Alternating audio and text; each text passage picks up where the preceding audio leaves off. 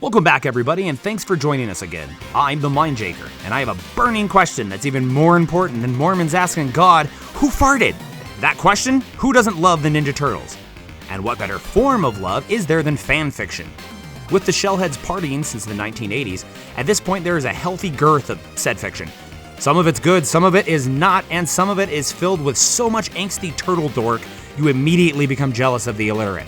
Not a single one of them, however, is quite as flashy or as well known as Final Fantasy XV. The story follows a quad of 4 himbo buddies making memories together fighting baddies without any mutual mamas amongst them.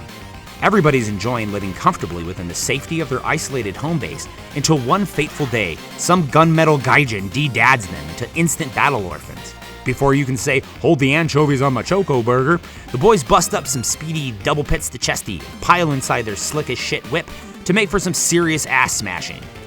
The story formula kicks ass, and with Square leaning on borrowing influences stateside, here's an even closer look at the penmanship on this fanboy love letter.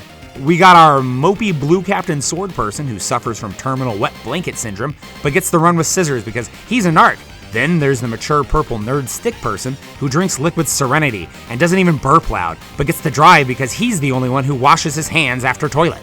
Next is the carefree orange playboy fidget spinner who likely would combust if forced to remain motionless and silent for more than a few seconds. Lastly, we have the large angry red grapple person who yells at everyone wrong, including royalty, and probably chews on those little bits of gravel he's been digging out of his knuckles since last night. And it doesn't just stop with the boys either. The boomer fight behind the scenes driving both stories involves your wise and kind geezer dad being fridged through either murder or dad napping, perpetrated by the same looking spiky metal jackass.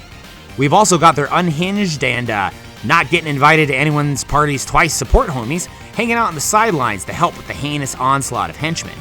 Both aggressive allies get to move around the outside worlds the boys can't freely, and start their friendships off with playing various forms of murder cricket. I mean, like, come on, tell me Casey Jones the Dragoon or Aranea the Hockey Menace doesn't sound better than Stranger of Paradise's Mr. Jack's Your Pussy Biscuit. Lastly, let's not forget about that knockout in all yellow chilling in the corner there. You know, the lady who may as well be another species compared to you guys, whose number you're never ever getting. My point is both of these stories are great executions of a lot of the same elements, and I love the shell out of each of them respectively.